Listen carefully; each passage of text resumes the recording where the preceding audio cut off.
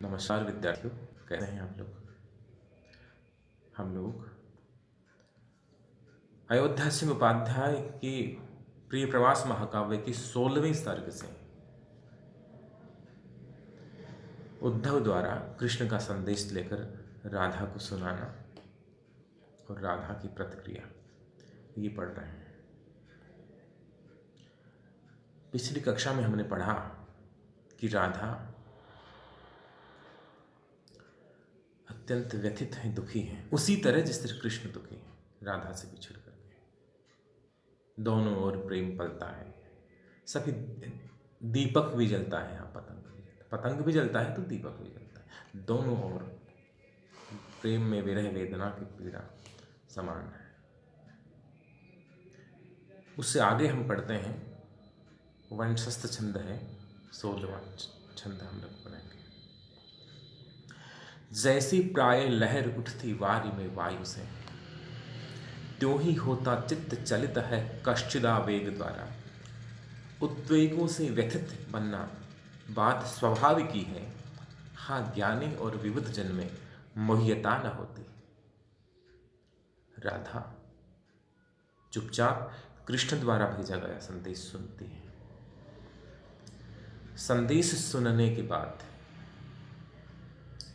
वे अपनी प्रतिक्रिया दे रही हैं, अपनी बात कह रही हैं उद्धव से कि हे उद्धव, मैं खुद को समझाने की पूरी कोशिश करती हूँ कि कृष्ण एक व्यापक लोकहित के लिए, जनहित के लिए, पूरी मानवता के हित के लिए, युग के निर्माण के लिए, युग के कल्याण के लिए यदि मुझसे दूर रह रहे हैं तो मुझे उनके इस महान लक्ष्य में सहयोगी नहीं बनना चाहिए। लेकिन क्या करूं, मेरे हृदय पर, मेरे दिल पर, मेरी भावनाओं पर मेरा नियंत्रण नहीं होता। जैसी प्रायः लहर उठती वारी में वायु से,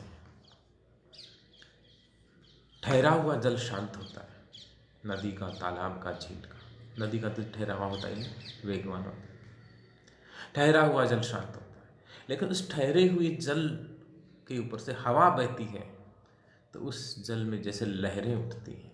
जैसी प्रायः लहर उठती वारी में, वारी यानी जल, वारी में वायु से, हवा के वेग से जैसे जलाशय के जल में लहरें उठती हैं, त्यों ही होता चित्त चलित है कश्चिदा वेग से।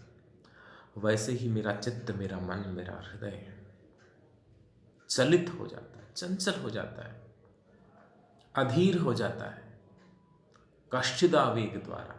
कश्चित यानी कुछ, और आवेग का मतलब है भावावेग, भावनाएं। भावावेश के कारण कुछ इस तरह के भाव उमड़ते हैं, भावनाएं पर नियंत्रण नहीं रह पाता और मेरा चित्त विकल हो जाता है, चंचल हो जाता है। और इसमें कोई अस्वाभाविक बात नहीं है। उद्वेगों से व्यथित बनना बात स्वाभाविक ही है। उद्वेगों से, भावावेश से, भावनाओं की उमड़न घुमड़न से व्याकुल हो जाना, चित्त का चंचल हो जाना, अस्थिर हो जाना, अधीर हो जाना कोई अनोखी बात नहीं है, अचंभे वाली, आश्चर्य वाली बात नहीं है। उद्वेगों से व्यथित बनना बात स्वाभाविक ही है। मनुष्य के जीवन में जब भावनाओं का आवेग अपने चरम पर हो तो उन आवेगों से, भावनाओं के उमड़ने से व्यथित हो जाना ये तो स्वाभाविक है एक सामान्य मानव के लिए, जो हृदय रखता है, जो भावनाशील प्राणी है, जो संवेदनशील प्राणी है, वह व्याकुल हो जाएगा, स्वाभाविक बात है। हाँ, ज्ञानी और विबुध जन में मोह्यता न होती। जो ज्ञानी व्यक्ति हैं और विबुध जन, विबुध के दो अर्थ हैं। विबुध का एक अर्थ होता है विद्वान, बुद्धिमान, और दूसरा अर्थ देवता।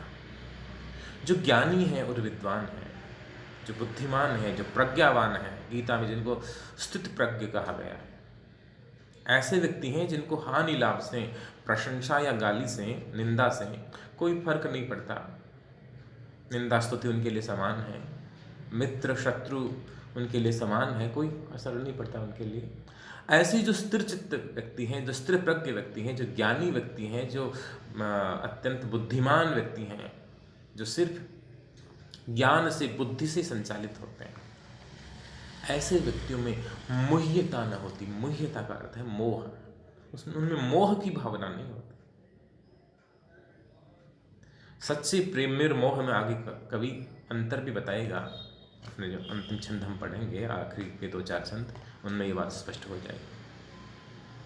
जो ज्ञानी जन हैं, जो ज्ञान से शासित हैं, जो बुद्धि से चलते हैं, दिमाग से चलते हैं, ऐसे व्यक्तियों में मोह नहीं होता। लेकिन जो व्यक्ति भावनाओं से नियंत्रित हैं, जो हृदय का महत्व जानते हैं, जो हृदय द्वारा संचालित हैं, जिनके जीवन पर हृदय का शासन है, ऐसे व्यक्ति यदि भावनाओं के आवेग से व्याकुल हो जाएं, दुखी हो जाएं, तो ये तो स्वाभाविक है। प्रेम करने वाले हृदय हैं, वे तो हृदय द्वारा शासित ही होते हैं, मन द्वारा शासित होते हैं। ऊधो मन न भय 10-20, एक हुतो सो गयो श्याम संग को आराधे। एक ही हृदय था, कृष्ण ले गए, तो व्याकुलता स्वाभाविक है। कुछ भी इसमें अस्वाभाविक बात नहीं। अगला छंद देखिए। पूरा पूरा परम प्रिय का मर्म में बूझती हूँ, है जो वांछा विशद उर में जाती भी उसे हूँ। यत्नों द्वारा प्रतिदिन अतः मैं महासंयता हूँ, तो भी देती विरह जनिता वासना में व्यथा है। राधा ने खुद को संभाला। अचानक अपनी बात कहते कहते भावुक हो गए, लेकिन फिर खुद को संभाला और कहा कि तुम मेरी बात छोड़ो, मेरे हालात पर मत जाओ, मेरी स्थिति पे मत जाओ। अब मैं जो जानना चाहती हूँ वो मुझे सच सच बता दो। आपने कृष्ण का संदेश कहा, कृष्ण की व्यथा भी सुनाई। एक और कृष्ण अपनी वेदना की कहानी कह रहे हैं, और दूसरी ओर वे कह रहे हैं कि अब जो व्यक्तिगत हमारा जो स्नेह है, व्यक्तिगत प्रेम है, इसे त्यागना होगा, क्योंकि हमें लोकहित को चुनना है, हमें समाज हित को चुनना है, हमें समष्टि हित को चुनना है। तो तुम सच्चाई क्या है, वास्तविकता क्या है, ये मुझे बताओ। पूरा पूरा परम प्रिय का, यदि आप अलंकार की बात करें, पय पय वर्ण क्या होती है, अनुप्रास है। पूरा पूरा परम प्रिय का मर्म में बूझती है। मर्म यानी रहस्य, वास्तविकता, सच्चाई। बूझती हूँ, इस बूझती के 2 अर्थ हैं। बूझने का अर्थ है पूछना। मुझे बताओ कि कृष्ण की वास्तविक मनस्थिति क्या है, मेरे कान्हा की वास्तविक स्थिति क्या है। क्या वो बहुत दुखी तो नहीं है, कहीं कमजोर तो नहीं पड़ गए मेरे में। मैं उस मर्म को जानना चाहती हूँ, मैं उस हकीकत से रूबरू होना चाहती हूँ। मैं तुमसे, आपसे पूछ रही हूँ, जानना चाहती हूँ। पहला अर्थ। दूसरा अर्थ है जो बहुत गहरा है, जिसमें कवित्व ज़्यादा है।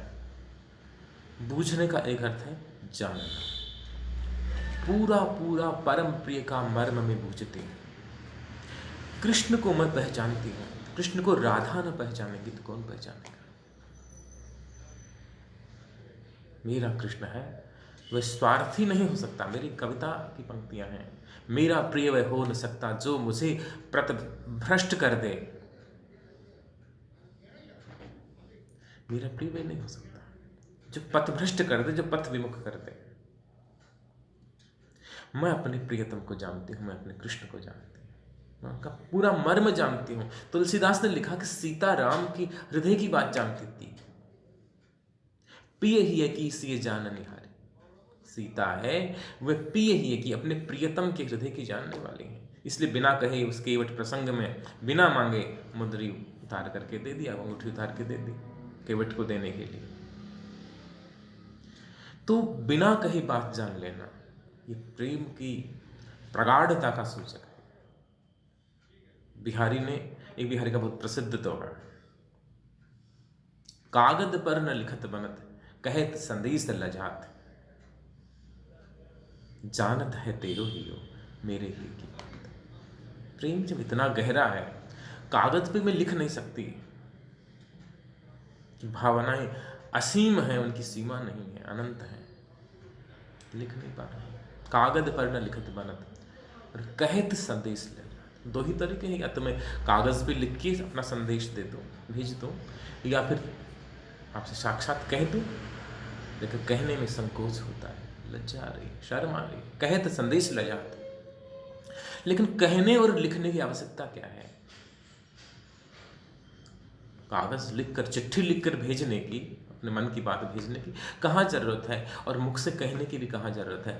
प्रेम में, जहाँ प्रेम में जो उसका सर्वोच्च सोपान है प्रेम का, वहाँ शब्द मौन हो जाते हैं, शब्दों की भूमिका समाप्त हो जाती है।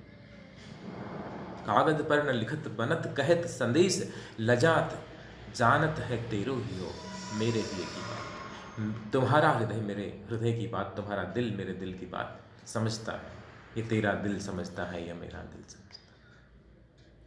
डॉक्टर कुमार लिखते हैं, राधा कह रही कि मैं कृष्ण के मन की बात को अच्छी तरह जानती हूँ, पूरा पूरा परम प्रिय का मर्म में पूछती हूँ। आपसे पूछ रही हूँ, एक अर्थ तो यह है कि मुझे सच्चाई बतलाओ, वास्तविकता बतलाओ। दूसरा अर्थ और भी अधिक मार्मिक है कि मैं कृष्ण के मन को अच्छी तरह जानती हूँ, मैं कृष्ण के हृदय को जानती हूँ, मर्म को जानती हूँ। है जो वांछा विशद उर में, विशद यानी व्यापक, उर यानी हृदय। कृष्ण के हृदय में जो एक विशद वांछा है, वांछा यानी इच्छा, एक संकुचित इच्छा होती है कि दो दिल मिल रहे हैं मगर चुपके चुपके, दो व्यक्ति हैं, वो अपने प्रिय प्रियतम जो भी हैं, वे एक साथ जिंदगी गुजारेंगे। बहुत सीमित सी, बड़ी छोटी सी इच्छा है, बहुत स्प्रेरणीय, बहुत आवेगमयी इच्छा हो सकती है, प्रबल इच्छा हो सकती है, बड़ी उत्कंठा हो सकती है इसको लेकर के, लेकिन ये बड़ी सीमित इच्छा है। लेकिन कृष्ण ऐसे नहीं हो सकते। कृष्ण जो संकुचित हो जाए, जो बहुत छोटा हो जाए, जो बहुत सीमित हो जाए, वो कृष्ण नहीं हो सकता। मैं जानती हूँ कृष्ण को। है जो वांछा विशद उर की, कृष्ण के हृदय में व्यापक जनहित की इच्छा है। व्यक्तिगत हित के लिए तो बहुत सारे लोग जीते हैं, लेकिन कृष्ण जैसे लोग तो सारे युग की इच्छा को अपनी इच्छा बना लेते हैं, पूरे संसार की इच्छा को अपनी इच्छा बना लेते हैं। है जो वांछा विशद उर में, मैं जाति भी उसे हूँ। जाति का अर्थ यहाँ जाना नहीं है, जाति का अर्थ है जानती है। कृष्ण के हृदय में जो व्यापक लोकहित की इच्छा है, मैं उससे परिचित हूँ, उसे जानती हूँ। मुझे पता है कि मेरा कान्हा कैसा है, इसलिए यत्नों द्वारा प्रतिदिन अतः मैं महासंयता, इसलिए मैं अपने दिल को समझाती हूँ। मैं यत्न यानी कोशिश, मैं कोशिशें करती हूँ, 1000 कोशिश करती हूँ, यत्नों द्वारा प्रतिदिन, रोज। अतः मैं महासंयता हूँ, मैं खुद संयमित होती हूँ, अपने हृदय को संयत करने का प्रयास करती हूँ, अपने हृदय को समझाने की कोशिश करती हूँ, अपने हृदय पर नियंत्रण करने का प्रयास करती हूँ, अपनी ओर से पूरी कोशिश करती हूँ। तो भी देती विरह जनिता वासनाएं व्यथा है। तो भी जो विरह जनित यानी उत्पन्न, जो जुदाई से पैदा हो रही है, जो विरह से उत्पन्न वासनाएं हैं, इच्छाएं हैं, भावनाएं हैं, वे व्यथा देती है, दुख देती है। विरह जनिता वासना में व्यथा है। पुनः अनुप्रास का सौंदर्य आप देख सकते हैं, वह वर्ण की आवृत्ति हो रही है, वृत्ति अनुप्रास अलंकार। मैं कोशिश करती हूँ, लेकिन फिर भी दुखी हो जाती हूँ, क्या करूँ, समझाने का असर नहीं। अगला छंद देखिए, 18वां छंद है। जो मैं कोई विहग उड़ता देखती व्योम में, तो उत्कंठा विवश चित्त में आज भी सोचती हूँ, होते मेरे अबल तन में पक्ष जो पक्षियों से, तो यों ही मैं समुद्र उड़ती शाम के पास जाती। पूरी प्रकृति प्रेम में शामिल है। जब कृष्ण को याद करते हुए और राधा कहती हैं कि क्या हालत हो गई हमारी, जो स्थिति, जो हालत है, वह चांद के डूबने पर रात की हो जाती है। कलानाथ की चांद के डूबने पर जिस तरह रात श्रीहीन हो जाती है, शोभाहीन हो जाती है, जिस प्रकार से वसंत के चले जाने पर वाटिका शोभाहीन हो जाती है, बाग बगीचे श्रीहीन हो जाते हैं, उनकी सुंदरता चली जाती है, वैसे ही कृष्ण के बिना पूरी ब्रजभूमि, पूरी प्रकृति, ब्रज की धरती, ये जो ब्रज की धूली है, ब्रज की जो कछार है, जो यमुना तट है, जो गैया है, जो मैया है, जो ग्वाले हैं, जो गोपियां हैं, सब पूरी धरती ब्रज की मैदनी है, वो श्रेहीन हो गई, शोभा है, कुछ भी ठीक ना रहा, पूरी प्रकृति साथ है। मुझे याद आता है आज के कवि विष्णु सक्सेना जी कि व्यक्ति की पीड़ा प्रकृति में किस प्रकार समाहित हो जाती है, या विरह में व्यथित व्यक्ति है वह किस तरह प्रकृति के साथ में स्वयं की वेदना को जोड़ करके देखता है। जब भी बारिश की बूंदें भिगोए तुम्हें, सोच लेना कि मैं रो रहा हूं कहीं। जब भी बारिश की बूंदें भिगोए तुम्हें, सोच लेना कि मैं रो रहा हूं कहीं।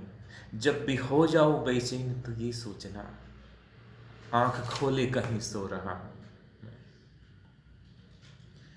जब भी बारिश की बूंदें भिगोए तुम्हें, सोचना कि ये मैं रो रहा हूं कहीं।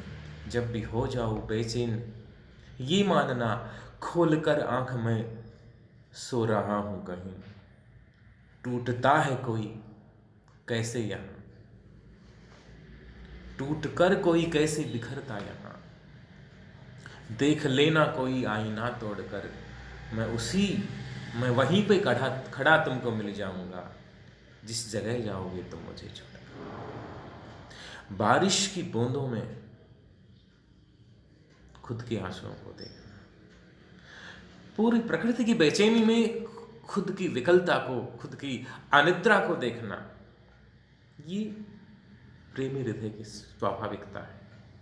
राधा आकाश में उड़ते हुए पक्षी को देखती है, जो मैं कोई विहग उड़ता देखती व्योम में हूँ। आकाश में जब मैं उड़ते हुए पंछी को देखती हूँ तो उत्कंठा विवश चित्त में आज भी सोचती हूँ, तो मैं बहुत उत्कंठित हो जाती हूँ।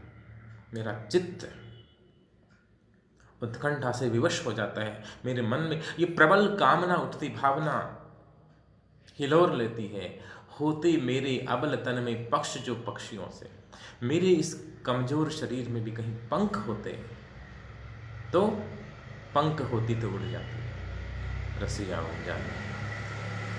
यदि मेरे भी कहीं इस पंख होते, मुझे भी भगवान ने, ईश्वर ने, विधाता ने पंख दिए होते, तो यूं ही मैं समुद्र उड़ती श्याम के पास, तो मैं समुद्र, मुद यानी प्रसन्नता पूर्वक, स यानी साथ में, मुद का अर्थ है प्रसन्नता। इस मुद से शब्द बनता है मोद, मोद का मतलब आनंद, इससे आमोद बनता है, प्रमोद बनता है।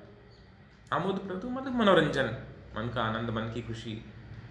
इसी से एक शब्द बनता है मोदक, मुद से मोद बना, मोदक। मोदक लड्डू को बोलते हैं। अब लड्डू मिलने से खुशी होती है, स्वाभाविक बात है, इसलिए लड्डू का नाम पड़ा मोदक। गणेश जी मोदक प्रिय कहलाए। राधा कहती है कि मेरे यदि पंख होते तो यूं ही मैं समुद्र उड़ती, खुशी खुशी उड़ती, प्रसन्नता से उड़ती, और कहाँ जाती? श्याम के पास जाती, कृष्ण के पास चली जाती। तो बड़ी मार्मिक व्यथा चित्रित की है हरिओध जी ने राधा और कृष्ण दोनों के लिए। शेष हम अगली क्लास में पढ़ेंगे। धन्यवाद।